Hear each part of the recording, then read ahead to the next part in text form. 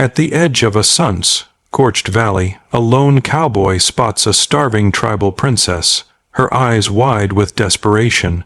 Without hesitation, he offers her the only food he has, defying the harsh desert and his own fears. By dawn, whispers of his courage ripple through the tribe, and suddenly 200 warriors thunder across the plains, not in anger, but to honor a kindness that could change the fate of a kingdom forever. The wind had teeth that night. It came howling down from the mesas, tearing across the plains like a thing possessed, dragging the scent of dust and rain through the hollow bones of a dying land. The sky churned black, heavy with the kind of storm that don't ask permission, it just takes. Jeb Carter leaned into the wind, coat pulled tight, hat brim dripping with rain that fell hard enough to sting. His boots sank deep in the mud that wasn't there a week ago.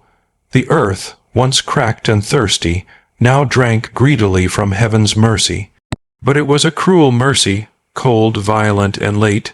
Behind him his ranch sat like a wounded animal, fences broken, fields turned to ash by months of drought.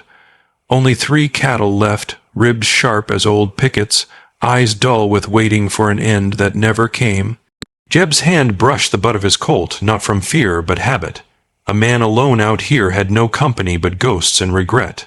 Lightning split the sky wide open, and in that flash he saw it. Something crumpled by the barn door. Small, still. For a moment, Jeb thought it might be one of the calves that finally gave up. But as he neared, his boots sank deeper, the mud clinging like memory. Another flash lit the ground again, and what he saw froze his breath. It wasn't a calf. It was a person. She lay half, buried in rain and dust, her dark hair tangled with straw, skin pale under the wash of lightning. The fabric around her shoulders, woven, colored, tribal, clung to her like it still carried the heat of another world. He knelt, hand trembling, as he turned her face toward the dim light spilling from the barn window. She was barely breathing. Lord Almighty. His voice cracked, lost in the wind. He could see the blood on her arm, dried and dark, like she'd been running for days. He felt the faintest heartbeat, stubborn and slow, like a bird trapped in ice. For a long moment, Jeb just stared. Every story he'd heard about the tribes came flooding back. Raids, theft, vengeance. He'd fought once, years ago, when war came close to Hollow Creek. Lost everything that night, wife, boy, the laughter that once filled this place. His hand hovered over her throat, not in anger but hesitation. To help her was to invite the past back in. But then thunder rolled, shaking the barn boards, and he saw her fingers twitch, clutching weakly at the mud like she was still fighting to live. He didn't think, didn't weigh the sins or the risk, just moved. Jeb scooped her up, her weight light as memory, her skin cold against his chest. Rain drummed harder, soaking them both. Her head fell against his shoulder, breath shallow but there. The old man's boots sloshed toward the cabin door, his silhouette cut by the lightning that tore through the black horizon. Inside, the air was warm from the dying fire. The storm's growl outside made the walls tremble. He laid her down near the hearth, pulling a quilt, his wife's old patchwork, from the rocker and draping it over her trembling body. For the first time in years, the cabin didn't feel empty. It felt haunted by life again. Her eyes fluttered once, dark and distant, before falling shut again.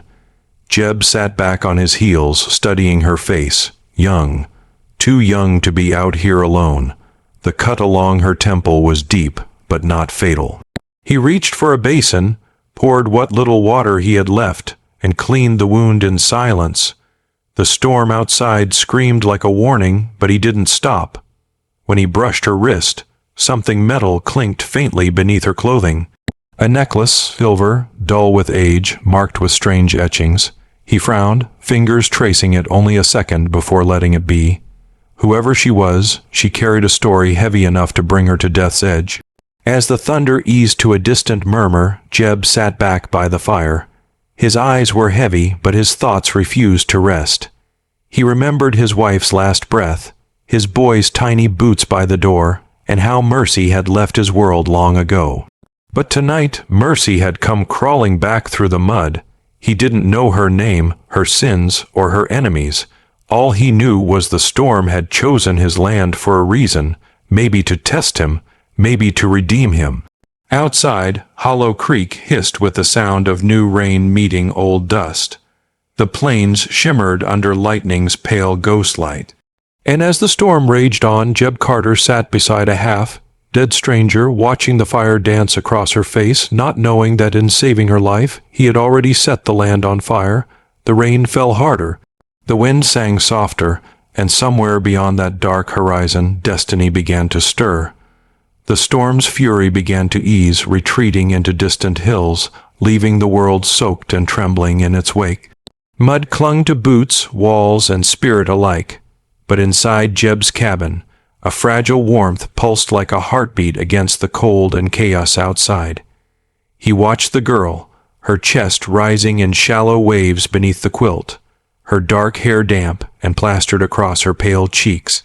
The lightning still tore the horizon at intervals, illuminating the rough lines of his face, lines carved by drought, loss, and lonely nights beneath the unforgiving sun. Jeb's hands, calloused and scarred, hovered over her, almost unwilling to touch, yet compelled by something older than reason, the instinct to preserve life where it flickered weakest. "Name, girl," he murmured softly, though he expected no reply. Only a faint shiver answered him. He pressed a hand against her wrist again, feeling the pulse, slow but stubborn. She was alive, and that was all that mattered right now. The cabin smelled of wet wool, smoke, and faintly of cedar. Outside, the creek swelled, carrying mud and debris like it carried time itself. The wind had fallen to a whisper, and with it, a hush settled over the plains, heavy and expectant. Jeb remembered how silence could be louder than thunder, how it could make a man feel every fault he'd ever committed. He thought of his own past, a life punctuated by the sting of loss. That night by the border raid, the screams and fire still etched in memory, his boy's small hand slipping from his own, his wife's voice calling, fading into smoke. He had carried the weight of that helplessness for years, believing it was all punishment, until tonight, the wind had brought something else, need, fragile, human, and alive, a chance for redemption he hadn't known, he'd been waiting for. The girl stirred again, her eyes cracked open, dark and wide, reflecting the firelight like twin pools of shadow.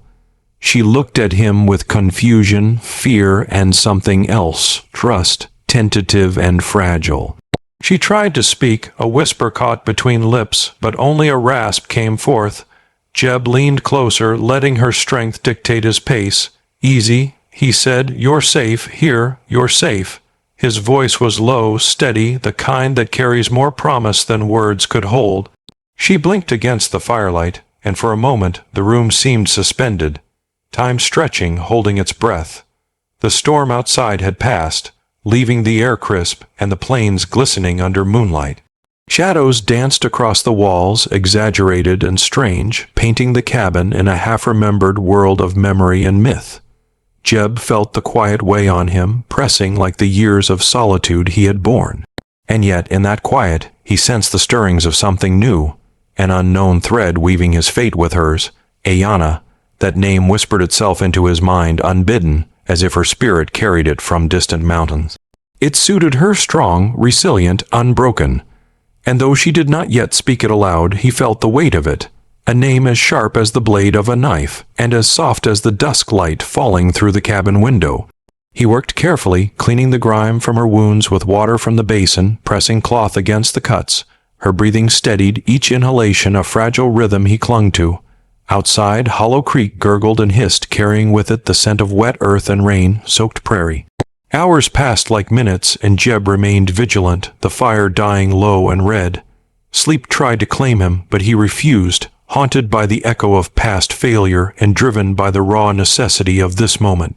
He tended her with hands that knew both hard work and tenderness, and slowly, as dawn crept pale across the horizon, she shifted fully awake, eyes meeting his with silent acknowledgement.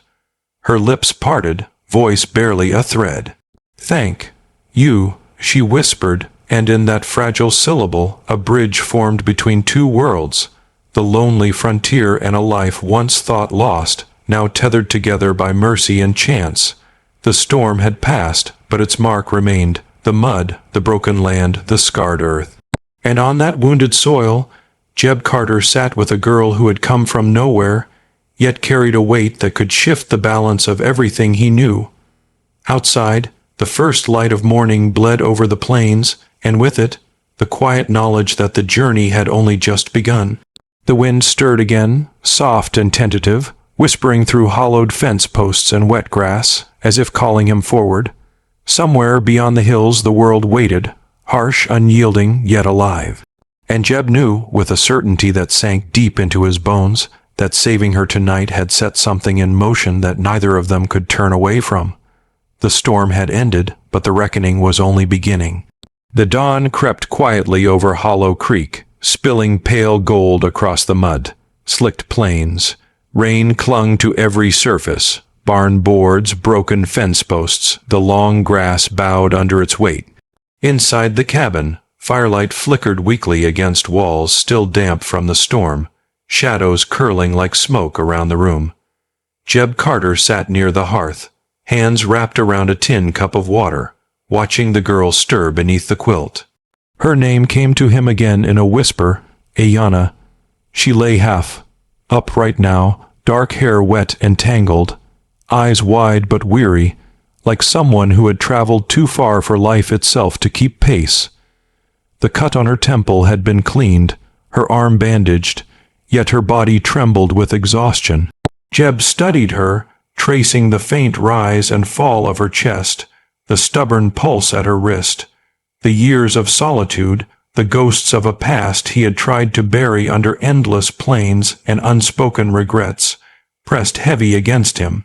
He could see his own reflection in her dark gaze, a mirror of vulnerability and survival, and it cut through the crusted armor he had built around his heart. The cabin groaned under the weight of old wood and storm-warped beams. Outside, the creek murmured and hissed, carrying the scent of wet earth and renewed life. The plains, once dry and dead, shimmered faintly in the rising sun. Yet inside, the air was thick with unspoken histories, the ghosts of men and women who had walked these lands and left sorrow in their wake. Jeb broke the silence, voice low, almost more to himself than her. "You're safe here, for now." His words felt fragile, heavy with memories he had never shared. His own hands shook slightly, not from cold but from the weight of a truth he could not hide. He had failed before, failed his family, failed his land, failed the quiet promise of life he had once clung to. Ayanna's eyes flicked toward him, curiosity shadowed by fear. She tried to speak, words barely forming, a whisper trapped in a throat raw from wind and dirt. Jeb leaned closer, catching the faint syllables, feeling the tremor of a story waiting to be told. Her lips parted again. "They want me gone, my own people." The words hung in the air, heavier than the damp cabin walls. Jeb felt a tightness in his chest, the old ache of loss gnawing at him. Betrayal, exile, and fear, themes he knew too well. He remembered his own boy, the night of the border raid, the smoke, the screams, the helplessness. The memory cut like a knife, fresh and raw, but he buried it behind a mask of concentration as he reached for a clean rag to press against her arm once more. She shivered, and Jeb felt the cold sweep through the cabin, through his bones, through the years of isolation he had endured. Her voice, soft and hesitant, filled the room with more than just words. It carried a plea, a fragment of trust, a call for compassion he hadn't known he still possessed. "Why, help me?" Her question was simple, yet it carried the weight of suspicion and the caution of 1,000 miles traveled alone. Jeb looked at her, his eyes shadowed by pain and long nights spent staring at empty horizons. "Because it's right," he said quietly, almost to himself. The words sounded hollow even as they left his mouth, yet in that quiet declaration he found a spark of something he thought long dead: mercy. The lightning had faded behind the hills, leaving only the soft patter of water dripping from eaves and roof boards. Ayanna's breathing eased slightly, and for a moment the room was suspended between what had been lost and what might yet be saved. Jeb leaned back against the rough hewn wall, listening to the gentle rhythm of life returning. He remembered the nights after the raid, sitting in this same cabin, staring at shadows, wondering how the world could be so cruel, how mercy could be so rare. And now, with this girl trembling before him, he felt the impossible weight of hope press against him. Her eyes, dark and wary, studied him in return. A silent understanding began to form. Two broken souls, carried together by the wind and the storm, now tethered by the fragile thread of life itself. The storm had ended, yet the shadows of the past lingered, clinging to the corners of the cabin and the edges of Jeb's heart. He knew this, helping her meant more than shelter or bandages. It meant confronting ghosts he had long left unspoken, and facing the memory of the family he had lost, the sins he had carried, and the lonely road that had led him here. Outside, Hollow Creek glimmered under the rising sun, quiet but alive, a reminder that even the parched and broken could find new life. And inside, two figures huddled in the warmth of a small fire, bound by circumstance and the unspoken promise that whatever storms lay ahead, they would face them together, however uneasy and fragile that alliance might be. The past pressed in like the weight of old thunderclouds, but for the first time in years, Jeb felt the faint pulse of possibility, and he would not let it go. The fire sputtered low, casting long shadows that quivered against the walls as if the cabin itself breathed with them. Jeb watched Ayanna slowly sit up, her small frame tense with every muscle coiled in readiness for flight, or fight, or whatever this strange new place demanded of her. She shivered despite the quilt wrapped around her, and Jeb pushed a hand through her wet hair, steadying her. "You've been running far," he said, voice low, almost a growl of concern. His words were not judgment, just fact.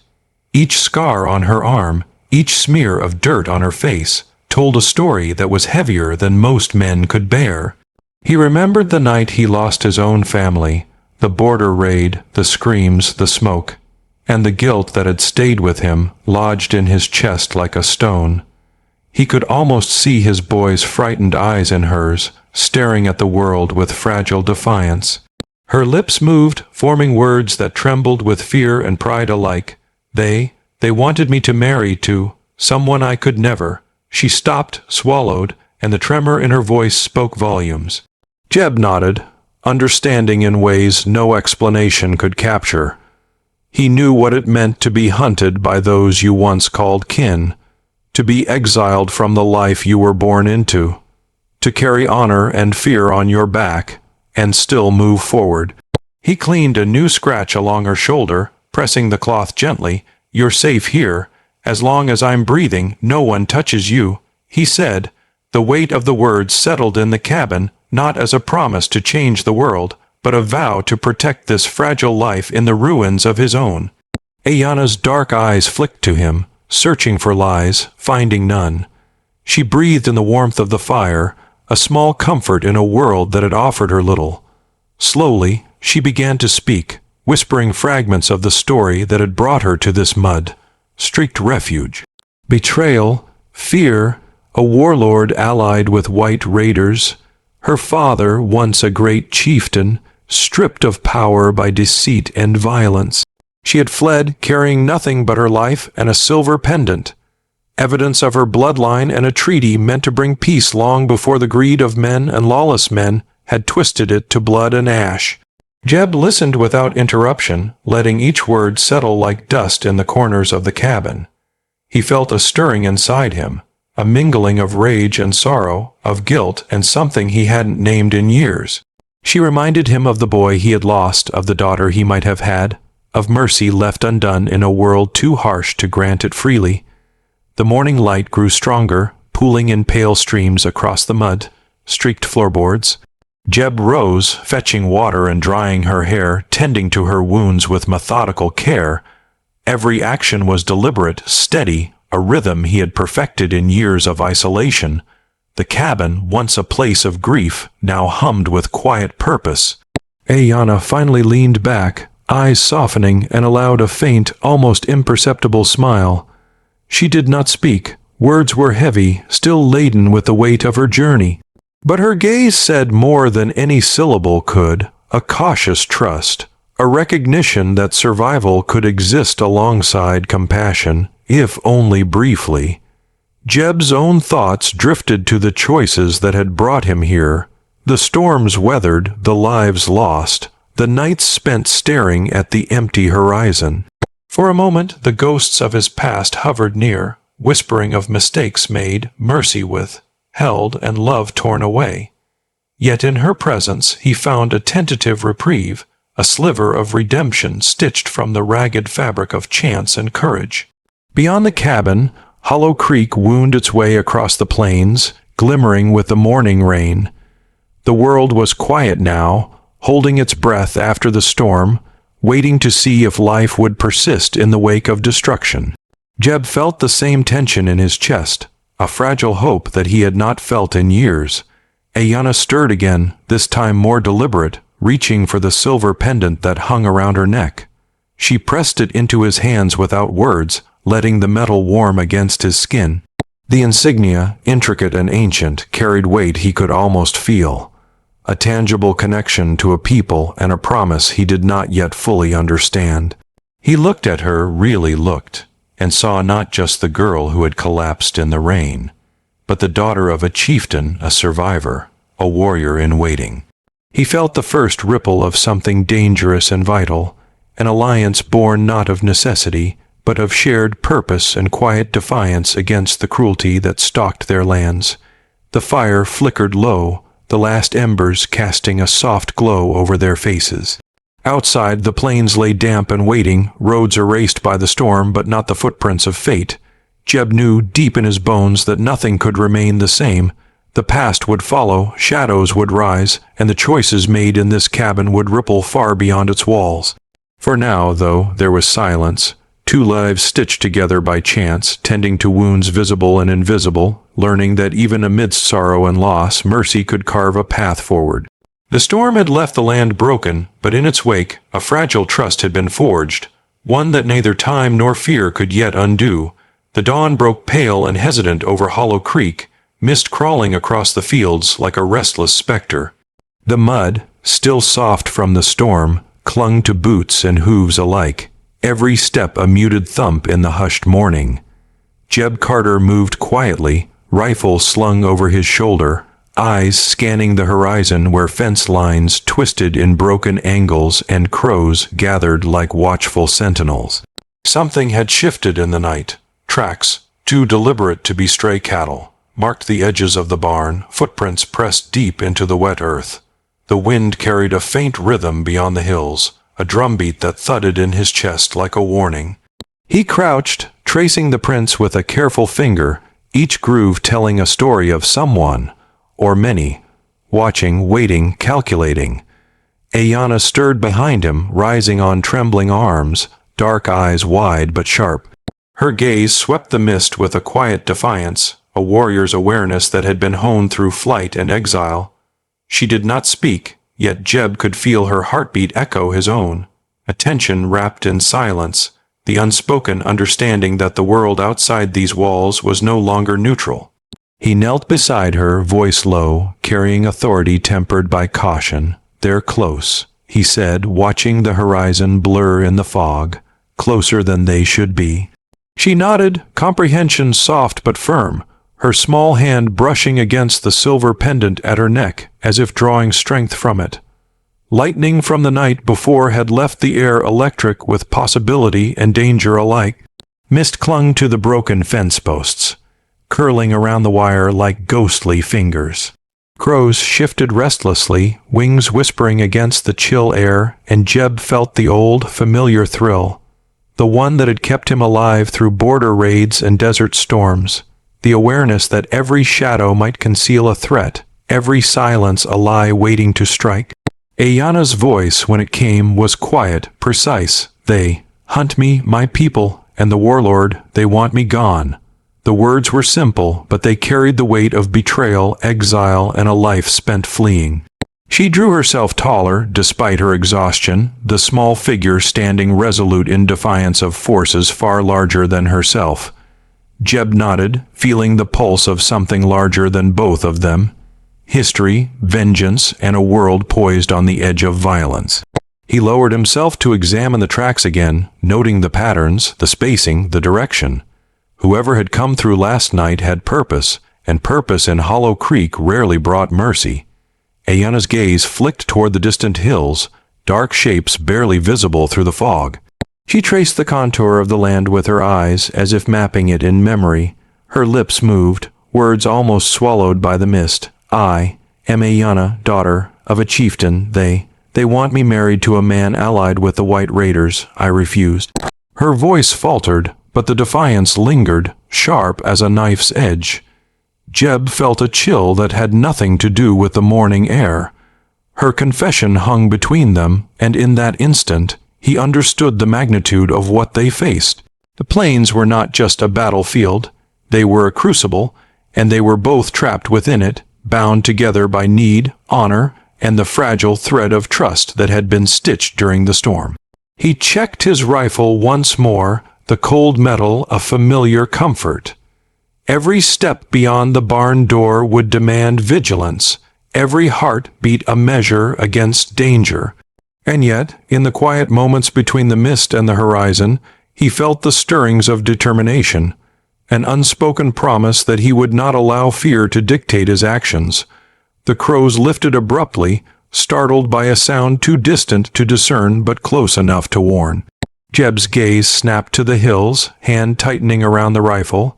Somewhere beyond that pale fog, drums beat, low, steady, a pulse that spoke of warriors, of pursuit, of inevitability. Ayanna shifted beside him, small and fierce, drawing a quiet breath. Her presence was both a comfort and a reminder of what hung in the balance. She had survived storms, betrayal, and exile. And now, in the shadowed light of Hollow Creek, she was counting on him, just as he was counting on something he hadn't felt in years, the courage to face the coming storm head on. The mist swirled around fence posts and broken boards, carrying with it the faint scent of smoke and earth, of distant danger gathering. Jeb rose slowly, eyes scanning the horizon where shadow and light wove together, and knew that this day, this morning, would not end quietly. The plains were watching, the wind was listening, and the echoes of the past were stirring in the distance, ready to claim whatever mercy the living dared to offer. The mist thickened as the sun struggled to pierce through the low clouds, turning the plains into a world of gray and ghosted shapes. Each step Jeb took was deliberate, silent, boots sinking into the sodden earth, rifle steady in hand. Behind him, Ayanna mirrored his movements, cautious but unflinching, her eyes scanning the horizon with the intensity of someone who had learned that trust was a luxury few could afford. The tracks continued past the barn, following the edges of the creek and disappearing into the hills. Whoever had come through was skilled, deliberate, calculating. Jeb could feel their presence even when the wind carried nothing but the scent of wet grass and rich mud. The plains themselves seemed aware, as though the land had memory and it remembered blood and fear alike. Ayanna's voice broke the silence, quiet yet unwavering. They want me, silenced. If I return, I'm dead. Her words hung in the fog, each one carrying the weight of exile, of betrayal by those she should have called kin. Jeb's jaw tightened. He had seen men hunt for gold, for vengeance, for pride. But the cruelty of a people turned against their own left a mark deeper than any gunshot could. He knelt, tracing the prints that had led this far. The spacing of the steps, the subtle drag of a boot, all told him what he needed to know. This was no ordinary pursuit. These were trackers, skilled and patient, moving with purpose, and their intention was as cold as the fog that curled around the fence posts. Ayanna watched him, her dark eyes reflecting both fear and defiance. I refused him, the warlord. My father's enemies would see me gone before they see their own names honored. Her hand tightened around the pendant at her neck, the silver cold and heavy, a tangible reminder of her bloodline and the peace her father had tried to secure. Jeb rose, feeling the weight of the moment pressing down like the fog itself. He had faced storms, raiders, and men who would take without conscience. But the stakes here were personal, threaded with honor, vengeance, and the fragile pulse of life that clung stubbornly to this girl. The plains were silent witnesses, and every shadow could hide a threat. The distant drumbeats grew louder, carried by the wind through the misted hills. They were faint, almost imperceptible at first, then unmistakable, a cadence that spoke of warriors moving, of intentions sharpened like blades under the first light of day. Jeb's grip on the rifle tightened. Ayanna's gaze met his, unwavering now, a fire kindling in her dark eyes. "I will not run any more," she whispered, "not if you will stand with me." There was no plea in her tone, only a promise and a challenge both, and in that moment, Jeb understood that her fight had become his own. The crows rose again, flapping against the gray sky, a startled chorus that echoed the rising tension. Somewhere beyond the misted hills, shapes moved, silhouettes against the morning light, deliberate and relentless. Jeb shifted his stance, ready, senses sharpened by years of survival and haunted memories. The wind carried whispers of past battles, the ghosts of men and women who had fought and failed on these very plains. Jeb felt their presence, the weight of history pressing against him, reminding him that mercy and courage were often tested not in quiet moments, but in the storms of reckoning. Ayanna stepped closer, small yet unyielding, the pendant glinting faintly in the pale sunlight. "I am Ayanna," she said again, this time with certainty, her voice steady, "daughter of a chieftain, and I will not let them take me." Jeb nodded, a silent acknowledgment passing between them. Whatever lay beyond the hills, hunters, betrayal, or death itself, they would face it together. The mist swirled around them, hiding and revealing in equal measure, and as the drumbeats grew stronger, the plains seemed to lean in, waiting for the first move. With a final glance at the tracks, Jeb motioned toward the hills. "Then we move, quiet, steady, every step counts." Ayanna followed, her small figure resolute beside him, and together they advanced, shadows threading through mist, preparing to meet whatever the day and the hunters had in store. The plains whispered of pursuit and peril, but in the hush of dawn, two souls bound by necessity and trust stepped into the coming storm, ready to confront the shadows that had lingered too long at the fence line. The sun sank low over the red sandstone cliffs, casting long, ragged shadows across Hollow Creek. Dust swirled in the fading light, catching in Jeb's hair and the edges of his coat like embers from a dying fire. The barn behind him stood silent, a dark silhouette against the molten sky, and somewhere in the distance, the faint hoofbeats of riders stirred the wind. Jeb Carter paused at the edge of his property, eyes narrowing against the glare of sunset. The posse was coming, dozens of them, armed and relentless. The same men who would see Ayanna returned, delivered to the warlord's hands, or worse. The weight of that choice pressed against him heavier than any rifle or storm-worn leather. He could protect his land, his meager ranch, and live another day. Or he could defy them, risking everything for a girl whose life had been stolen by betrayal. Ayanna crouched beside him, small but unflinching. Her dark eyes reflected the fiery horizon, and there was no hesitation there, only a fierce expectation that he would act as courage demanded. She pressed the silver pendant into his palm, the metal warm despite the cooling air. Its weight was more than jewelry. It was blood, heritage, and trust. The wind carried the faint rattle of spurred boots, the whisper of horseflesh on dry earth, and the murmur of voices that promised judgment and violence. Jeb's hand rested on his rifle, knuckles white. He remembered his son's eyes wide with fear the night they were taken. He remembered the helplessness, the shame, and the long years of silence that had followed. He could not let that history repeat itself, "Not here, not now." Ayanna shifted slightly, placing a hand on his arm. Her touch was steady, grounding. She did not speak, for words would have been too fragile against the storm gathering across the plains. Yet her presence was a voice louder than any gunshot or shouted order. Trust in what is right, even when the cost is life itself. The first of the riders crested the hill, their figures sharp against the molten sky, guns glinting, faces set in determination. Jeb's breath slowed, measured, each heartbeat a drum counting down the moment before decision. Behind the riders, the barn stood quiet, a refuge, a trap, and a symbol all at once. He closed his eyes briefly, letting memory and conscience collide. The ghosts of the past, the wife, the boy, the nights spent staring at empty horizons, pressed against him, pleading and accusing in equal measure. The moral weight of choice stretched before him like the canyon itself. Hand Ayanna over and survive, or stand and fight for what little justice the world had left. Lightning of resolve struck silently within him. He would not surrender mercy, would not let fear dictate the fate of another soul. Slowly, he crouched, moving with careful purpose, gesturing toward the barn floorboards. Ayanna understood immediately, rising on nimble feet, ready to vanish into the hidden space they had prepared.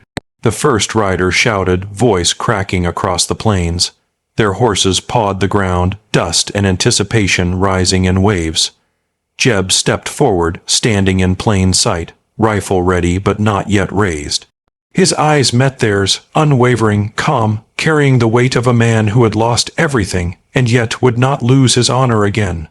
The wind picked up, rustling dry grass and the edges of the barn. The sun dipped lower, painting the world in red and gold, turning shadow into something almost tangible, a cloak around the coming confrontation. Jeb's fingers flexed around the rifle, not in anger, but in determination, a steady rhythm against the chaos of possibility. Ayanna disappeared beneath the floorboards, quiet as dust settling in the aftermath of a storm. The pendant left behind glinted faintly in the dying light, a beacon of trust, of courage, of the impossible choice made in defiance of fear. Jeb inhaled deeply, letting the scent of earth, dust, and rain soaked would fill him. The riders drew closer, the tension coiling like a rattlesnake ready to strike. And yet, in the heartbeat before conflict, there was clarity. He was not alone. He carried the burden and the courage of another, a spark of defiance against the darkness gathering on the plains. The sun bled across sandstone cliffs, and in that molten glow, a man chose mercy over survival, defying the world to honor the flickering life hidden beneath the barn floorboards. The dust of the plains swirled as the posse thundered closer, boots hammering, spurs clinking, voices raw with intent. Jeb stood rigid, a lone figure etched against the red-orange horizon, the wind tugging at his coat and hair, carrying the sharp scent of gunpowder and unsettled earth. Every breath he drew was measured, every heartbeat a drum counting down the approach of inevitability. The riders surged over the ridge, a wave of motion and menace, their faces set and unforgiving. Jeb's eyes met the first of them, recognition flickering only for a moment before duty and defiance hardened his resolve. They demanded obedience, the surrender of a girl who had already suffered too much. And yet he would not yield, not now, not ever. Behind the barn, Ayanna lay hidden, her small form pressed into the shadowed floorboards. She could hear the horseflesh pounding, the murmur of men sizing up the land, the tense cadence of expectation and threat. She clenched the silver pendant in her hand, feeling its cold metal against her palm, a symbol of blood, of heritage, and of trust. Each heartbeat echoed the rhythm of Jeb's choice, and she knew it was more than survival. It was defiance made manifest. The first rider dismounted, boots crunching over the dry soil. "We know she's here, Carter," the man barked, voice sharp as steel. "Hand her over, and maybe your land, and your life will remain yours." Jeb didn't flinch. He didn't raise his rifle. Instead, he stood tall, the fading sunlight glinting off the barrel at his side, eyes unyielding. "You'll find nothing here," he said, voice low but steady. not what you seek and not what you deserve. A ripple of confusion passed through the posse. They had expected compliance, expected fear, expected a man broken by life and hardship. But this calm defiance was a statement heavier than any gunshot. The riders advanced cautiously, eyes scanning the barn, muscles coiled like predators ready to strike. Jeb shifted subtly, positioning himself to obscure any sign of movement beneath the floorboards. His mind raced, weighing every possibility, every risk, every life that hung by the thread of a single decision. Ayanna remained silent, breathing slow, steadying herself in the knowledge that he would not falter. Her eyes, dark and unyielding, met the first rider's shadowed gaze as he passed, daring him to look closer, daring him to reach for what was not his to claim. Time stretched taut across the plains, the air heavy with tension, each second a fragile filigree of possibility and peril. Dust swirled around the posse's boots, rising in clouds that mirrored the turmoil of decisions made long ago and yet revisited here, in this place of red sandstone and whispered winds. Jeb's hand tightened on the rifle, a subtle shift, almost imperceptible. He remembered his son, remembered the helplessness, the guilt, the faces of those lost to cruelty and greed. He would not repeat the past.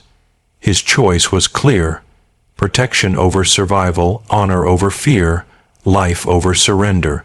The lead rider paused, sensing the invisible barrier between them, the quiet strength in the man before him. Carter. He called again, but the threat in his voice had lost some of its edge, replaced by uncertainty. Ayanna, pressed beneath the floorboards, felt the world narrow to a single pulse. His pulse, steady and resolute, a lifeline threaded through the fear that had defined her journey. She pressed the pendant tighter against her chest, a reminder that courage was not the absence of fear, but the act of standing against it. The riders lingered a moment longer, shadows long in the dying light, before the first of them kicked at the barn door in frustration. Jeb shifted slightly, a silent warning in the tilt of his shoulders, and the men hesitated. He did not need to speak. The plains themselves carried his declaration. Mercy had a cost, and he was willing to pay it. As the sun sank lower, painting the horizon in blood and gold, the posse finally moved on, searching elsewhere, leaving Hollow Creek to its silence. The wind carried away their anger, leaving only the echo of hoofbeats fading into memory. Jeb lowered himself, letting out the breath he hadn't realized he had been holding. The barn was quiet once more, the hidden space beneath floorboards safe for now. He exhaled slowly, feeling the weight of the day's choice settle like dust around him. Ayanna emerged cautiously, eyes bright but wary, the flicker of relief dancing in her gaze. Jeb met her look and offered a faint nod. No words were needed. The choice had been made, the cost assessed, and the bond forged stronger in the quiet crucible of defiance. Beneath the red sky, in the hush after the storm of intent, one man's courage had carved a fragile sanctuary, proving that even in the shadow of fear, mercy could stand unbroken. The night had settled over Hollow Creek like a velvet shroud, stars winking faintly through the haze of lingering dust and smoke. Inside the barn, the small lantern flickered, painting the walls with trembling gold and shadow. Jeb Carter moved slowly, attending to the last of the damp blankets, his hands steady, precise, every motion a quiet defiance against the chaos of the plains. Ayanna sat cross-legged on the floorboards, her dark eyes fixed on the lantern's flame. The silence between them was not empty. It was heavy with unspoken truths, the kind that weighed down the soul until confession became both necessity and relief. She traced her fingers along the silver pendant, letting its weight anchor her, a talisman of blood, honor, and hope. Finally, she spoke, her voice low and deliberate. "You need to know the truth. Everything. About why they hunt me, about the warlord, the sheriff, the land." She paused, letting the words settle like dust in the dim light. Jeb's gaze lifted from the blankets, attentive, ready for revelation. Every fiber of his being leaned into the quiet gravity of her confession. "The warlord who wants me married, he's allied with the sheriff, Together, they take what isn't theirs, trade stolen land, weapons, even lives. My father tried to stop them.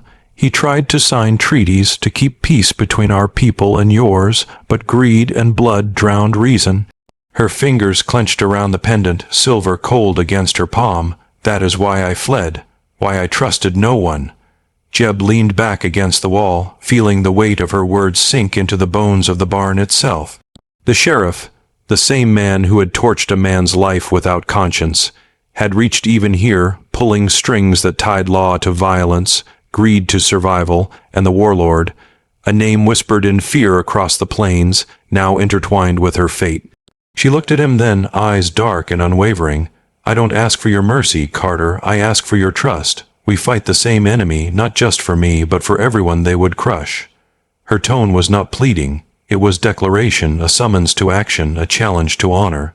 Jeb felt something stir in the depths of him, something long buried beneath grief and dust. The echo of loss, of helpless nights watching as injustice devoured those he loved, resonated with her tale. He had always believed in fairness, in the small rules that governed his isolated life. But now, the rules of men and law had been replaced by blood and cunning. The frontier demanded more than fairness. It demanded courage and the willingness to stand against tide and storm alike. Ayanna pressed the pendant into his hands again, letting him feel the engraved insignia. This is proof of my blood, of the treaty my father tried to uphold. Keep it if you choose to help me.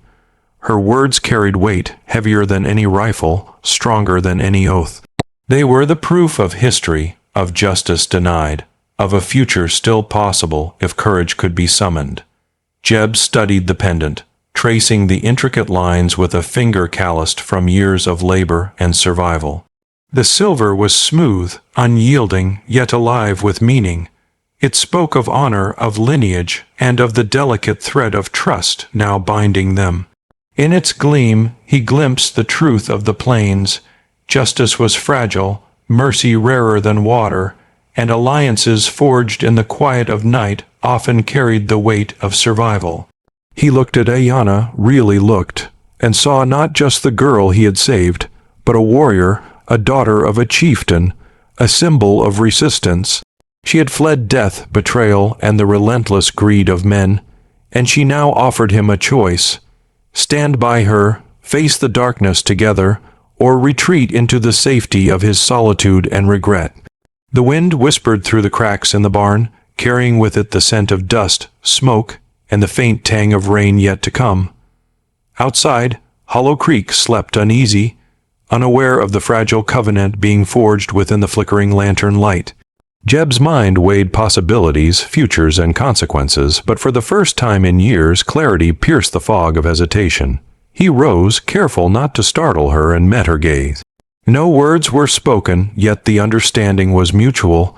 Trust would be given, alliances made, and secrets shared. The barn, with its dust and shadow, became a crucible of determination. Together, they would confront the dangers that sought to undo them both, armed with knowledge, courage, and the quiet, unyielding power of belief in what was right. The night stretched around them, still and expectant, as two lives intertwined beneath the dust of Hollow Creek, forging a bond that would stand against the storms of greed and betrayal waiting beyond the horizon. The lantern flickered again, casting long, trembling shadows that danced across the barn walls like restless spirits. Jeb Carter sat cross-legged, the silver pendant resting in his palm, its cold weight a reminder that the past, the present, and the future were now entwined in one fragile thread.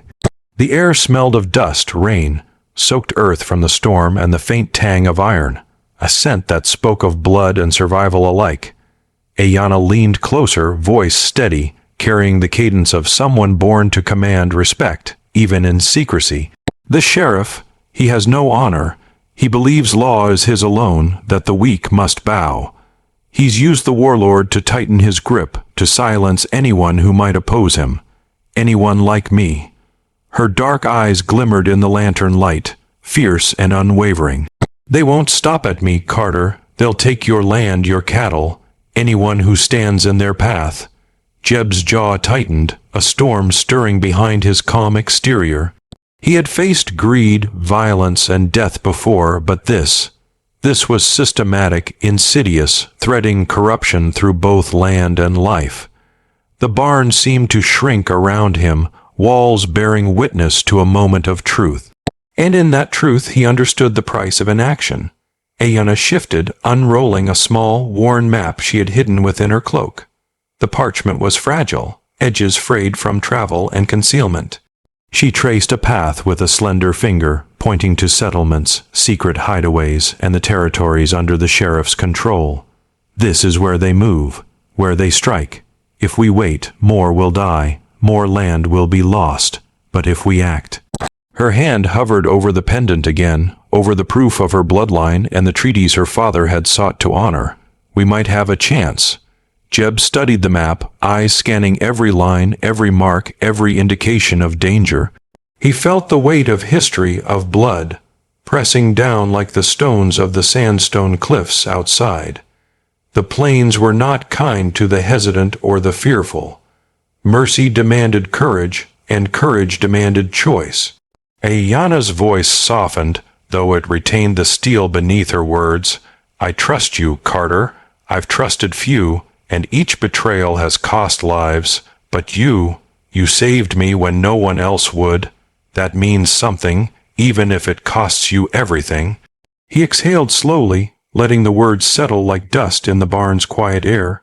In that stillness he saw the path ahead, not just for her, not just for the land, but for the fragile justice that had long been denied. To stand with her was to defy the sheriff, the warlord, and the chaos they'd sown. It was to confront history itself, armed with nothing but resolve, trust, and the will to act. The wind rattled the barn walls, whispering through the cracks like a warning. Yet within the small space, a covenant had been formed. 2 lives, bound by circumstance, courage, and honor, now aligned against a tide of greed and violence that threatened to sweep all before it. Jeb rose, feeling the old ache of muscles long hardened by labor and loss, but beneath it a new fire ignited. Then we move, he said, voice firm, carrying the weight of decision and the promise of action. We strike where it hurts, and we protect what can't protect itself. No mercy for those who take what isn't theirs. Ayanna nodded, small yet resolute, sliding the pendant back over her neck. The silver gleamed faintly in the lantern's light, a beacon of trust, a symbol of allegiance, and a quiet promise that justice, however delayed, could still be claimed. Outside, the plains breathed in the night, silent yet aware. Somewhere beyond the hills, shadows shifted, unaware that 2 souls had now bound themselves to a course of action that would challenge the sheriff, the warlord, and the very laws of survival on Hollow Creek. In the hush beneath lantern light, amid dust and whispers of the past, a fragile alliance had been forged, a promise of trust, a vow of courage, and the beginning of a reckoning that would ripple across the plains. The moon hung high over Hollow Creek, a pale witness to the smoldering ruins of the barn, the charred timbers jutting skyward like blackened bones. Smoke curled into the cold desert air, carrying the acrid scent of fire and betrayal. Jeb Carter crouched behind a jagged outcrop of rock, rifle in hand, eyes scanning the shadows where movement might hide. Every nerve in his body pulsed with alertness. The sheriff's men had shown their teeth, and the world had shifted beneath him like an unsteady floor. Ayanna moved beside him, silent, lithe as a desert cat, eyes bright and fierce against the silver glow of the moon. Her hands rested on the hilt of her dagger, muscles coiled and ready. The fire in her gaze mirrored the embers that still glowed in the barn, a reflection of rage, of loss, and of a defiance born from generations of oppression and exile. They'll come again, she whispered, voice barely above the sigh of wind through the rocks. And next time they won't just burn, they'll kill anyone who stands in their way. Jeb's jaw tightened. He had known fear, known the weight of helplessness, but this was different. This was injustice in motion, deliberate and cold, threatening not only his life but the fragile balance of freedom that still lingered across the plains. He remembered the eyes of his son, wide and terrified, and the hollow ache of loss that had followed. He would not watch another life stolen, another bond destroyed, without standing. The distant sound of hoofbeats rose like a heartbeat in the night, slow at first, then faster, urgent. Shadows shifted over the horizon, close, long figures riding with purpose, their silhouettes dark against the faint glow of moonlight reflecting off the rocks and dry creek beds. Jeb signaled to Ayanna, and together they melted into the canyon, moving like ghosts through the jagged terrain. The sheriff's men had expected submission, they had expected fear. Instead, they found the echo of resistance, the quiet determination of a man who had nothing left to lose but still chose to stand. Jeb's rifle was ready, but it was more than steel and lead. It was resolve, honed in the years of isolation and hardship, sharpened now by the fire of righteous anger. Ayanna's voice cut through the hush, soft yet unyielding. "We can't stay hidden forever. They'll track the smoke, the ash, every trace of what happened back at the barn. We need a plan, Carter. We need to strike before they strike again." He nodded, scanning the canyon walls, noting every shadow, every ridge that could serve as cover. "We'll move through the narrow pass," he said, voice low and steady. "They'll think we fled east, but we'll circle around. Give them nothing but empty plains and ghost trails." The wind carried the distant roar of fire and the faint, terrified cries of animals fleeing the devastation. Jeb's hand brushed the silver pendant that Ayanna wore at her neck, a reminder of bloodlines, honor, and the fragile promise of trust. This fight was bigger than revenge. It was about justice, about ensuring that tyranny could not sweep across the land unchecked. Hours passed, marked only by the shifting stars and the soft crunch of sand beneath their boots. Finally, they reached a secluded canyon hollow where rock and shadow offered temporary sanctuary. Jeb sank to one knee, catching his breath, and let the weight of the night settle around him.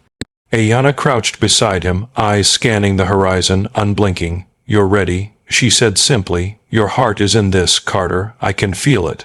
We fight together, not for blood alone, but for the lives they think they own." He looked up at the moon, the smoke from the barn still faint on the wind, curling like a promise of vengeance. Rage stirred deep in him, but tempered with the precision of experience. They would not stumble blindly into fire. They would strike with purpose, with courage, and with the knowledge that some debts demanded payment, even if paid in blood. The first torchlight flickered in the distance, a signal of the men returning to hunt. Jeb's hand rested on the rifle, his jaw firm, eyes cold and steady. Ayanna's presence beside him was a tether to resolve, a reminder that she was not just a girl in need of protection, but a warrior with the fire to match his own. The night stretched on, cold and silent yet trembling with anticipation, as two figures crouched among the rocks, preparing to rise like the storm that had long been gathering over Hollow Creek. Blood debt was rising, and the plains would soon bear witness to its reckoning. The first embers of dawn bled over the horizon, casting the canyon in shades of fire and shadow. Hollow Creek lay silent below, its streets still thick with smoke from the burned barn, the scent of ash and charred wood lingering like a memory that refused to fade. Jeb Carter crouched on a rocky ledge, rifle cradled in his arms, eyes scanning every movement in the valley below.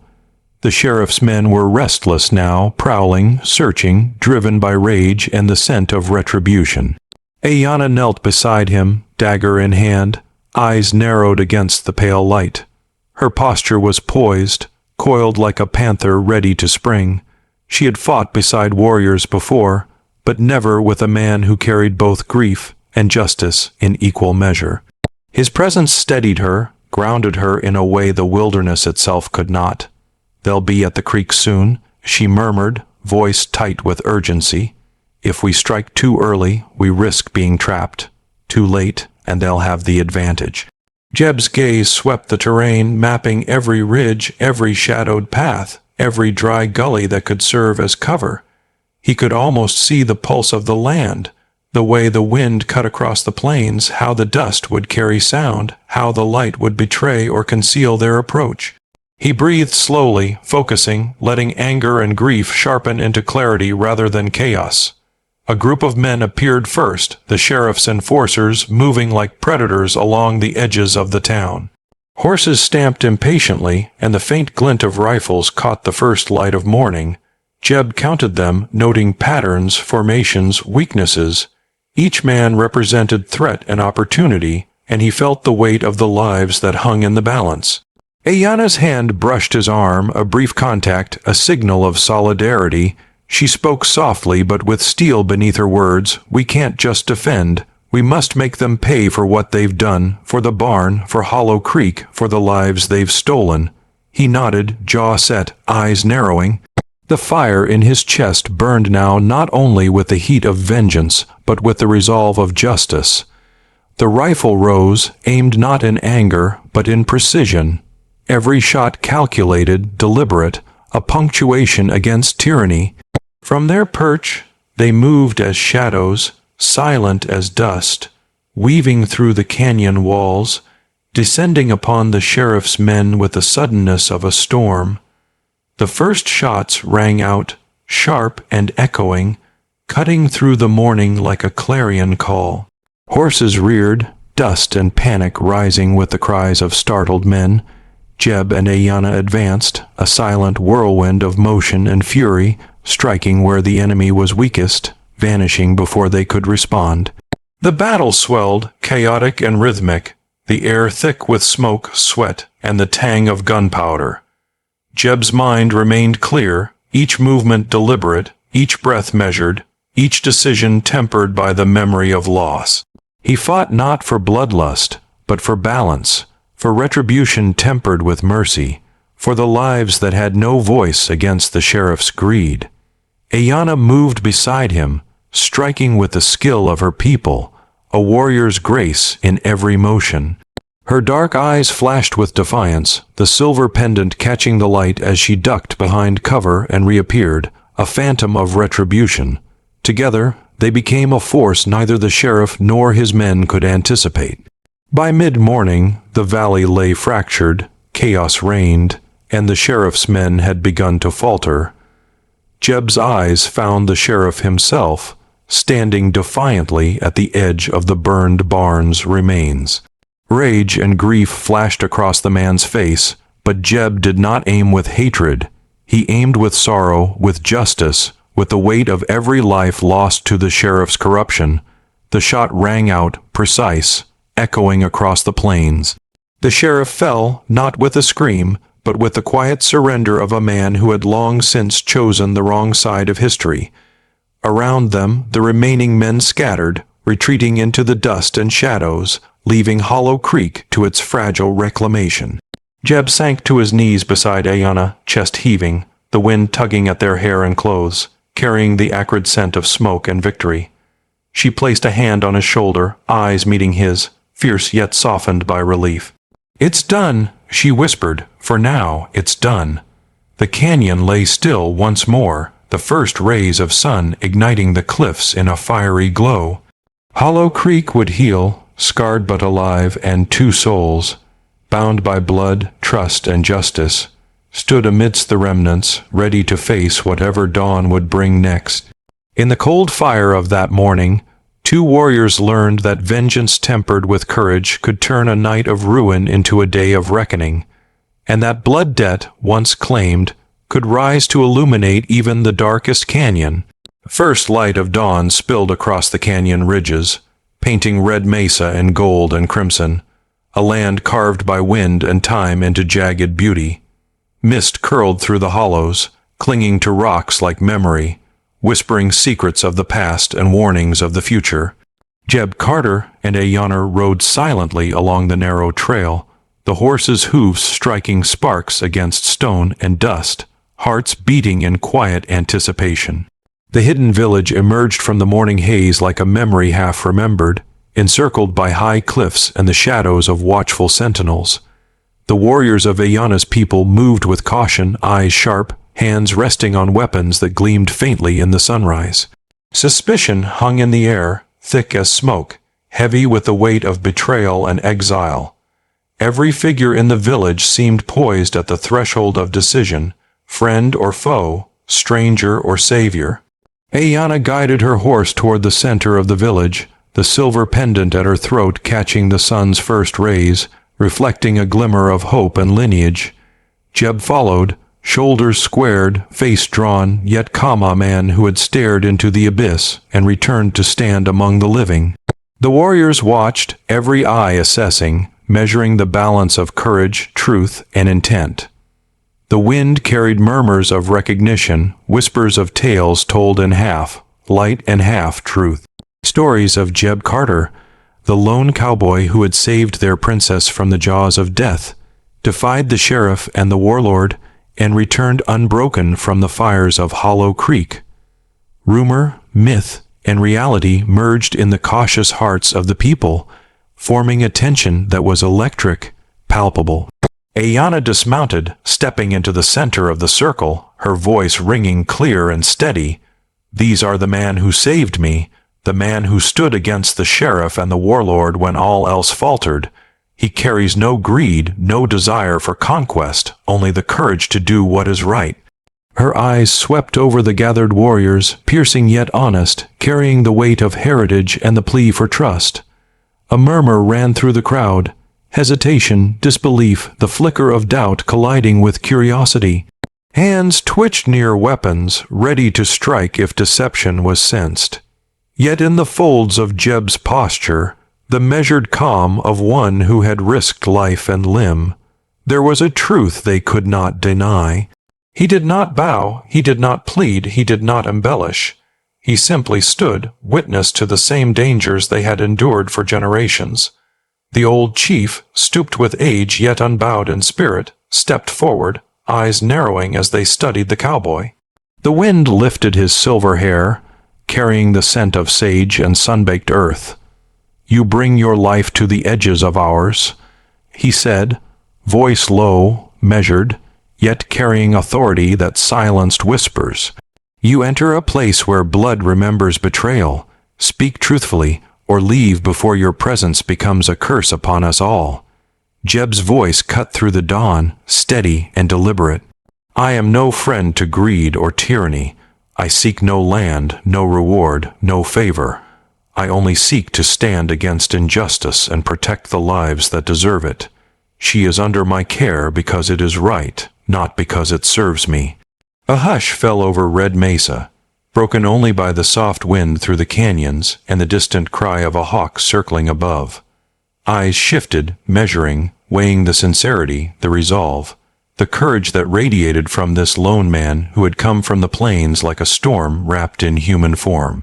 Ayana placed a hand lightly on Jeb's arm, a grounding presence, a tether to the bond they now shared. "He has risked all for me, for our people, for justice. If you see the truth in his actions, then let him stand among us. If not—" Her gaze hardened, warning yet hopeful. "Then step aside, for the winds of change are already upon us." The chief studied him long, the silence stretching like a canyon itself. Finally he nodded, slowly, deliberately. "Then let it be known," he said, voice carrying across the ridges, firm and resonant, "that one who proves courage and honor, though not of our blood, may walk among us as ally. At dawn we ride, not for revenge alone, but for justice reclaimed." The warriors shifted, the tension softening, replaced by anticipation and a flicker of unity. Around the fire pits, smoke curled into the rising sun, a promise of tomorrow and the storm that would soon be unleashed. Jeb felt the weight of responsibility settle on him, heavy and solemn, yet tempered with the rare spark of hope. In the morning haze of Red Mesa, amidst suspicion and the quiet hum of expectation, a fragile trust had been forged, a trust that would bind cowboy and warrior together as the winds of justice began to stir across the canyon ridges. The sun climbed higher over Red Mesa, spilling light into every crevice of the canyon village. Dust swirled in golden beams, glinting off the warriors' weapons and the silver pendant at Ayanna's throat. The tension that had clung to the village like a second skin began to ebb, replaced by a quiet, electric anticipation. Today, decisions would be made, alliances sealed. Justice, long delayed, was poised on the horizon. Jeb Carter dismounted, boots crunching against sun, baked earth, eyes scanning every face in the gathering. These were not strangers. They were survivors, warriors molded by fire, by loss, by the unyielding laws of the land. Yet suspicion lingered in their gaze, the memory of betrayal alive in every measured glance. He did not flinch. He met each stare with steady resolve, showing not arrogance, but unwavering truth. The old chief's voice rose over the murmur of the crowd, commanding silence. Let all who would ride for justice gather and speak their oath. Let no deceit taint this union. His words carried across the stone walls, rolling through the canyons like distant thunder. Ayanna stepped forward, shoulders squared, eyes glinting with pride and fire. "This man saved my life when none would have dared," she declared. "He defied those who would see us broken, burned, silenced. His courage is ours now. We ride together, not for vengeance alone, but for the honor of our people and the balance of these lands." A hush fell. Then, one by one, warriors lowered their weapons, hands resting lightly upon the hilts of knives and rifles. The gesture was silent, potent, a recognition of truth and valor. Jeb could feel the weight of hundreds of eyes upon him, not judging, not questioning, but acknowledging a shared understanding of courage and necessity. The chief stepped closer, cane tapping lightly against stone. "At dawn we ride, 200 strong, against those who would sow chaos and fear. Blood debts will be repaid, honor will be restored, and those who hide behind tyranny will learn that the plains remember every injustice." A murmur of approval rose from the warriors, growing into a resonant chorus of agreement. Horses shifted restlessly, nostrils flaring, anticipation thrumming through the animals as keenly as it did through their riders. The air itself seemed to hold its breath, the canyon walls vibrating with the pulse of impending action. Jeb's eyes met Ayanna's. In her gaze he saw pride, resolve, and the trust that had been forged through fire and flight, through fear and courage. He nodded once, a silent affirmation of unity, of commitment, of the path they had chosen together. The warriors began to organize, forming groups, checking weapons, whispering final words of counsel. Lanterns were extinguished, the soft clatter of preparation echoing through the village. The rising sun glinted off silver, leather, and steel, casting long, determined shadows across the dusty ground. Jeb's heart beat steady, tempered with the calm of one who has faced loss and emerged hardened, yet guided by justice. He adjusted his rifle, checking the stock, the sights, the trigger, and felt the weight of responsibility settle upon his shoulders, not as burden but as purpose. This was no longer just his fight, or Ayanna's fight. It was the fight of Hollow Creek, of Red Mesa, of every soul bound by honor and survival. Ayanna mounted her horse, turning to address the gathering once more. "We ride as one," she called, voice ringing clear against the canyon walls, "for justice, for honor, for those who cannot fight for themselves." A ripple of sound passed through the ranks, a roar of agreement and readiness. Horses pawed at the earth, nostrils flaring, eyes bright with awareness. The first wind of movement stirred the dust, carrying the scent of sun, sweat, and the promise of reckoning. Jeb mounted his horse, feeling the weight of history and destiny settle into his bones. Together, they would descend from Red Mesa not as separate souls, but as a force united by trust, courage, and the righteous fire of vengeance tempered with honor.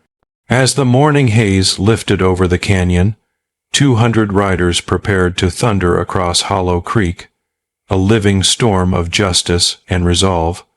The plains would remember this day, and the wind would carry their oath across every ridge, every hollow, and every heart that longed for balance.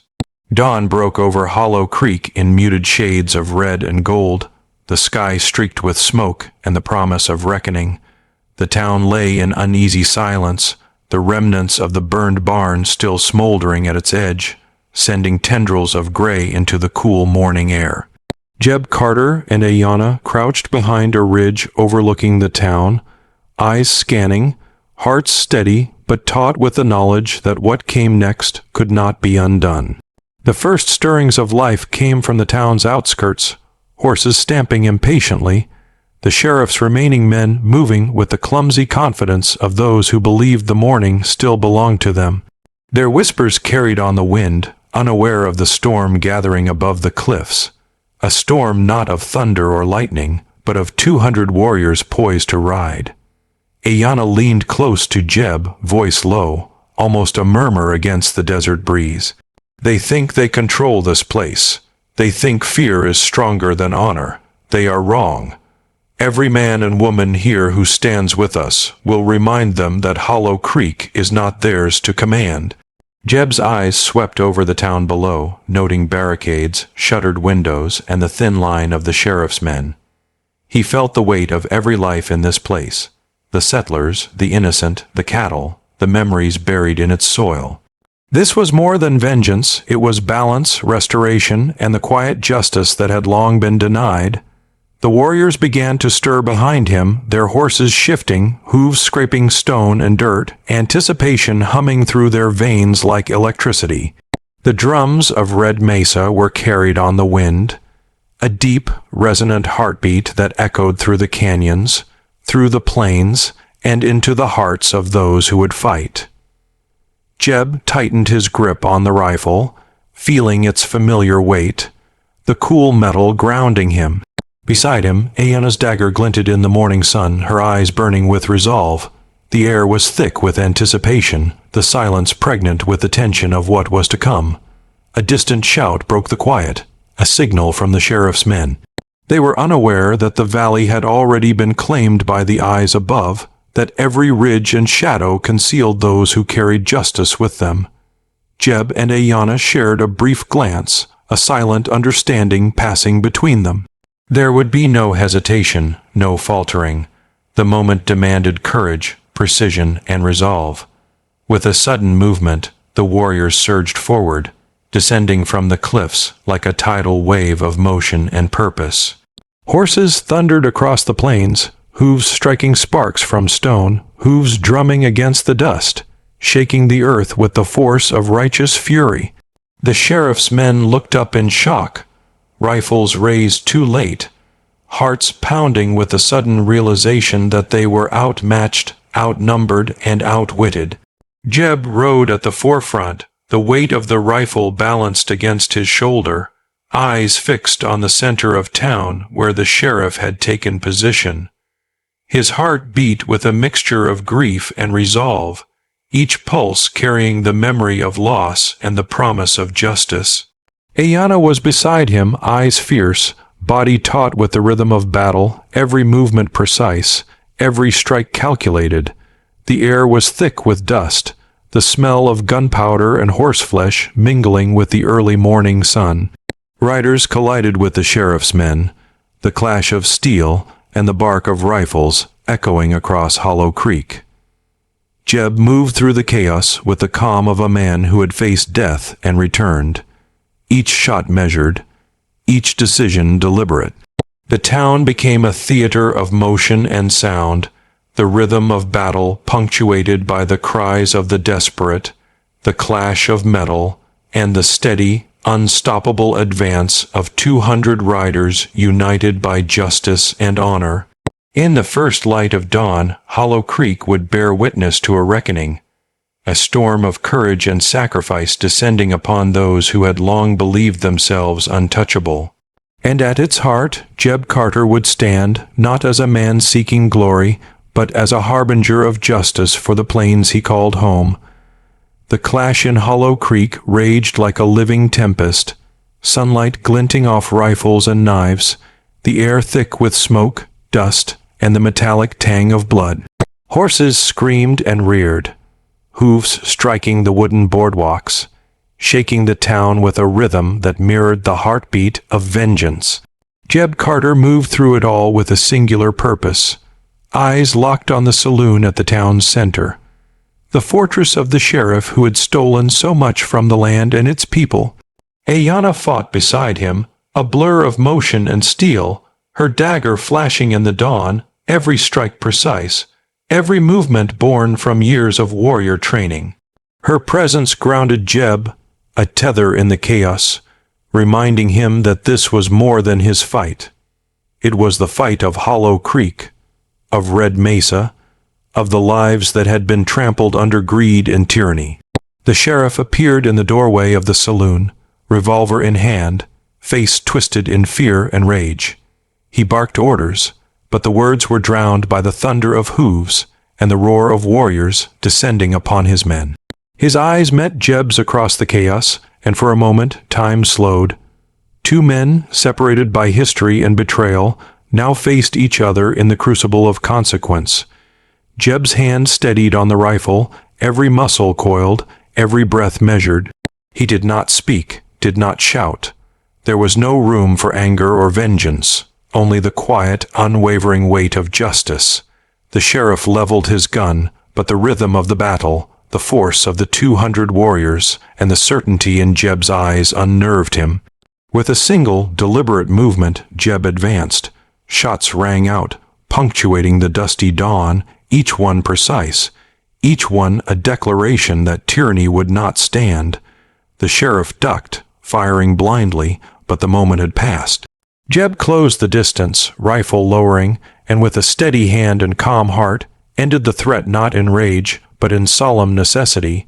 The sheriff fell, eyes wide with disbelief, a final, bitter acknowledgement that power taken by fear cannot withstand courage grounded in justice. Around them, the remaining men scattered, broken, terrified, unable to match the fury and resolve of the warriors who had descended like a storm. Red Mesa's drums echoed faintly on the wind, carrying a signal of victory, a chorus of unity and honor that rose above the chaos. Jeb dropped to one knee, chest heaving, the weight of action pressing against him. Ayanna dismounted beside him, placing a steadying hand on his shoulder. Her eyes met his, fierce yet soft with relief, a silent acknowledgement of the path they had walked together, from fear and exile to courage and alliance. The town, scarred and smoking, was quieting now. Hollow Creek had survived its trial, battered but unbroken. Horses snorted, riders checked their companions, and the warriors of Red Mesa began to regroup, their presence a living testament to justice reclaimed. Jeb lowered his rifle, looking around at the town, the smoke rising from the fields, the broken boards and shattered windows. There was no triumph here, no celebration of death, only the solemn weight of balance restored, the quiet victory of a man who had faced loss, grief, and rage, and emerged committed not to vengeance, but to justice. Ayanna's voice cut softly through the smoke-laden air. It's over for now. Hollow Creek will breathe again, and our people can walk free. Jeb nodded, eyes resting on the horizon where the sun now blazed fully across the plains. The battle had been fought, the debt claimed, and the storm had passed, leaving in its wake a fragile promise of peace. In that dawn, amidst smoke and silence, Hollow Creek learned that courage paired with honor could turn chaos into order, and that a single act of righteous resolve could ripple through the plains, restoring balance to a world long dominated by fear. Soft rain fell over Hollow Creek, the droplets hissing against the scorched earth, washing away the traces of fire, blood, and chaos. Smoke curled into the gray morning sky, carrying with it the acrid reminder of battles fought, debts claimed, and justice delivered. The town lay quiet now, a fragile stillness stretching across streets that had only hours before thundered with gunfire and hooves. Jeb Carter leaned against the trunk of a gnarled tree at the edge of the plains, muscles tense yet slowly uncoiling, eyes scanning the horizon as the mist rose in gentle coils. His chest ached, not from wounds, but from the weight of what had been done and what could never be undone. The battle had ended, yet the echoes of it lingered in every shadow, in every puddle, reflecting the soft, silver sky. Ayanna knelt beside him, rain dampening her hair, silver pendant glinting faintly like a fragment of dawn. Her eyes were steady, holding both pride and sorrow, reflecting the land itself, scarred but resilient. She reached out, placing the pendant in Jeb's hand, a symbol heavy with history and honor. "You returned honor to both our worlds," she whispered, her voice carried by the soft patter of rain. The settlers of Hollow Creek emerged cautiously from the remnants of their homes, faces smeared with soot, fear, and relief. They stepped lightly through puddles and broken boards, hesitant yet drawn by the presence of the warriors who had claimed the town not as conquerors, but as guardians of justice. Some lowered their heads in gratitude, others offered silent nods, gestures that needed no words. Jeb's gaze wandered across the town he had fought to protect, not as a landowner, not as a man seeking glory, but as a witness to the fragile triumph of balance restored. The sheriff was gone, his tyranny ended, but the scars of fear remained. And yet, in the quiet rain, a kind of peace began to settle over the streets, softening the edges of ruin with the gentlest of hands. From the distant ridges, the sound of hooves approached, low, measured, yet unmistakable. Ayanna's people emerged from the canyon, warriors riding with solemn pride, faces set in lines of determination and relief. They had reclaimed not only their honor, but the knowledge that the world could bend toward justice when courage was paired with compassion. Jeb rose to his feet, rain soaking through his coat, heart still thrumming with the echo of battle. He watched the warriors, saw the silent acknowledgement in their eyes, a bond forged in fire and blood, tempered by respect and trust. Hollow Creek, battered and bruised, had become more than a place of survival. It had become a testament to what could be achieved when men and women stood for what was right, even against overwhelming odds. The rain eased, falling lighter now, almost gentle, as if the sky itself offered absolution for the lives lost and the chaos endured. Ayanna mounted her horse, silver pendant catching the diffused light, and looked toward Jeb with a fierce softness. "You've done what few could," she said. "Now rest, if only for a moment, for the dawn is ours, but the journey continues." Jeb exhaled, shoulders sagging as he allowed himself the smallest measure of relief. Beneath the tree where he once buried the memory of his family, he knelt, letting the rain wash over his hands, over his face, over the silent grief that had followed him from Hollow Creek to Red Mesa and back. In the hush of soft rain, as smoke drifted from smoldering ruins and the plains breathed once more, justice did not roar, it whispered, steady and enduring, a promise that the dawn could belong to those brave enough to claim it. The rain softened to a drizzle, pattering gently against the battered rooftops and the blood-stained earth, leaving the scent of wet soil and ash hanging heavy in the air. Hollow Creek lay quiet, its wounds raw but healing under the slow caress of morning. Smoke rose in thin tendrils, weaving into the gray sky like the memory of the storm that had passed, a reminder that life and loss often walk side by side. Jeb Carter remained beneath the gnarled tree, knees pressed into mud, hands clutching the silver pendant Ayanna had placed in his palm. Its weight was more than metal. It carried history, honor, and the lives that had been saved through courage and compassion. He turned it slowly between his fingers, tracing the etched lines, and felt the pull of both worlds, the plains he had always known, and the people whose honor he had helped restore. Ayanna approached, her footsteps quiet against the sodden earth, her eyes searching his. Rain had dampened her hair and streaked her face with soot, yet her presence was a beacon in the gray dawn, a reminder that survival was more than endurance. It was unity, trust, and shared purpose. She knelt beside him, placing a steady hand over his. "You've given more than your strength," she said softly, voice carrying the weight of gratitude and unspoken admiration. "You've given honor to a world that thought it had none left to claim." The warriors of Red Mesa circled the town, some dismounting to inspect the streets, others keeping vigilant watch over the perimeter. Their expressions were solemn, but beneath the stoic exterior lay pride. A quiet, steady pride that spoke of justice reclaimed and the unbreakable bond forged in battle. They had ridden through fear, fire, and blood, yet their hearts were lightened by the knowledge that Hollow Creek now belonged, even briefly, to those who respected life, courage, and truth. From the shattered streets, the settlers emerged, faces wary but softening with recognition. A child ran through puddles, laughter piercing the haze, a fragile sound that promised the return of innocence. A woman lifted a broken shutter, peering out with cautious relief. The town's silence no longer carried the threat of oppression, but the calm vigilance of a community reclaimed from tyranny. Jeb's gaze traveled over the town, lingering on the remnants of his barn, the scorched earth where his life and the princess's fate had collided. He knelt, letting the rain wash over him, over the grief he carried from past losses, over the sorrow that had shadowed every step of his journey. Hollow Creek was no longer a place of helplessness. It was a place of reckoning, of honor returned, of balance restored. Ayana's voice broke the quiet, firm, and resolute.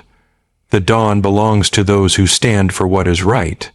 Today we honor those who could not defend themselves and those who fought for more than themselves. She mounted her horse, silver pendant glinting faintly, catching the first true rays of sun breaking through the clouds. Jeb rose slowly, body aching but spirit steady. He mounted his own horse, the leather damp beneath him, heart heavy with memories yet lightened by the knowledge that his actions had bridged two worlds. Around him the warriors stirred, a silent acknowledgment passing through their ranks. They had witnessed courage tested, justice meted, and honor reclaimed, not by power alone, but by the steady, unwavering hands of a man who chose mercy as his weapon. The rain ceased entirely, leaving a silence profound and deep. In that silence, the plains themselves seemed to breathe, and the wind carried the faintest echo of drums from Red Mesa, a rhythm of remembrance, of unity, and of the promise that justice, when guided by courage and compassion, endures beyond the battle. Beneath the gnarled tree, amidst the wet earth and rising smoke, Jeb Carter understood that true justice does not roar, it whispers through actions, through honor restored, and through the quiet hands that dare to right the wrongs of the world. The plains of Hollow Creek glowed under a golden sunrise, each ray of light spilling over wet grass and glistening puddles, painting the town in hues of hope and renewal. The air was crisp, scented with rain, washed earth, and carried the soft, distant rhythm of drums, slow, steady, and measured. It was a morning that felt alive, breathing after the long, suffocating night of fire, blood, and despair. Jeb Carter stood at the edge of the town, the gnarled tree behind him a silent witness to the battles, the loss, and the moments of mercy that had shaped this land. His coat was damp, hair plastered to his forehead, but his posture was steady, as if the weight of the world had settled into something bearable. In his hand, the silver pendant Ayana had given him caught the first true light of day, shimmering faintly, a token of honor, a bridge between worlds, a promise kept. Around him, Hollow Creek stirred cautiously. Settlers moved through the streets with tentative steps, their eyes lifted toward the horizon, toward the ridges where warriors still lingered. Horses nickered softly, nostrils flaring with the scent of dew and the quiet promise of safety. Life had returned, fragile yet resilient, like the first green shoot after a harsh winter. Ayana appeared beside him, mounting her horse with the grace of one born to command. Her eyes scanned the plains, sharp and clear, yet softened by the calm of victory and the weight of responsibility. "The tribes ride east to rebuild," she said quietly, voice carrying across the damp morning air. "Our people will reclaim what was lost and ensure the council my father began can flourish once more." Jeb nodded, the muscles in his jaw tightening with the bittersweet ache of parting. He had fought, bled, and chosen mercy, and in doing so had become more than a lone rancher. He had become a part of a story larger than himself, woven into the honor of a people he had barely known. Yet the plains called him still, and he understood that his chapter was nearing its end. From the distant ridges, the first signs of movement stirred. 200 riders emerged, their silhouettes carved against the morning sun, a living testament to loyalty, courage, and unity. Their horses' hooves struck the earth with a rhythm that echoed across the valleys, a heartbeat that carried both remembrance and reverence. The warriors approached Hollow Creek in silence, the kind of silence that spoke louder than cheers or celebration. Each rider tipped their head slightly toward Jeb, a gesture of respect that needed no words. Horses pawed at the ground, muscles coiled and ready, yet there was no rush, only the deliberate cadence of tribute. Jeb adjusted his hat, feeling the cool morning air brush against his face. He thought of every battle, every loss, every act of courage and mercy that had brought them here. His gaze swept across the plains, imagining the future of both settlers and tribes living in cautious harmony, bound by respect forged in the fires of the past. Ayana nudged her horse forward, leading the way east, toward the rising sun. The warriors followed, a golden river of motion and honor, leaving Hollow Creek behind yet carrying its memory in every heartbeat and hoofbeat. Jeb stayed at the edge, watching them disappear over the horizon, a silent figure against the dawn, feeling the weight of redemption settle over him like a soft, enduring cloak. He knew the plains would remember, not the battles, not the blood, but the courage of a man who had bridged two worlds with mercy, resolve, and honor. As the morning stretched over Hollow Creek, the wind carried a quiet truth. Peace is not given nor taken. It is earned by those brave enough to ride into the storm and choose justice over fear. The sun climbed higher, scattering diamonds of light across the wet plains, each blade of grass trembling with dew and the soft promise of renewal. Hollow Creek exhaled, smoke dissipating, the air clear and sharp, carrying the faint scent of horse, rain, and the earth itself healing from the wounds of conflict. Jeb Carter walked slowly to the gnarled tree, his boots sinking slightly in the soft, rain-slick soil. He rested a hand on its rough bark, remembering the grief buried here, the memories of a family lost, and the quiet vow he had made to honor them through action rather than revenge. The wind tugged gently at his coat, whispering through the branches, carrying with it the distant echoes of drums that had faded to the horizon but remained imprinted in the plains themselves. Ayana had already mounted her horse, glimmering silver pendant swinging lightly from her neck. Her eyes met Jeb's one last time, fierce yet soft, carrying gratitude, respect, and the unspoken promise of continued friendship between their worlds. Without a word, she nudged her horse eastward, leading the 200 warriors who had ridden through chaos to reclaim justice. Each rider's head dipped in silent honor, hooves striking a steady rhythm that marked not triumph, but remembrance. The town remained quiet, its streets littered with the remnants of battle, yet alive with the fragile pulse of life returning. Settlers emerged slowly, faces softened by relief and tentative hope. Children laughed, their voices breaking the solemn air with innocence newly found, and women and men alike tended to the wounded and repaired what could be mended. The scars remained, but so did the resolve to live and endure. Jeb lingered beneath the tree, hat in hand, eyes following the last silhouettes fading into the morning light.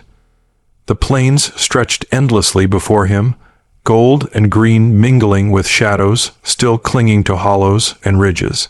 His heart swelled with a quiet pride, not for himself, but for the courage he had witnessed, for the honor restored, for the lives saved through unwavering choice. The silver pendant glinted faintly in his hand, a symbol heavier than metal, carrying the weight of two worlds reconciled and a promise that the deeds of the righteous ripple far beyond the moment. Jeb placed it carefully on the tree's roots, a silent offering to memory, honor, and the land itself. As the last warriors disappeared into the horizon, the plains seemed to breathe with a newfound calm. The wind stirred gently through the grasses, carrying whispers of gratitude, echoes of battle, and the enduring heartbeat of justice born not from hatred, but from mercy and courage. And in that golden morning Hollow Creek, and the world beyond it, learned that a single act of kindness, when forged in the fires of bravery, can outlast the loudest guns, the darkest nights, and the deepest sorrows.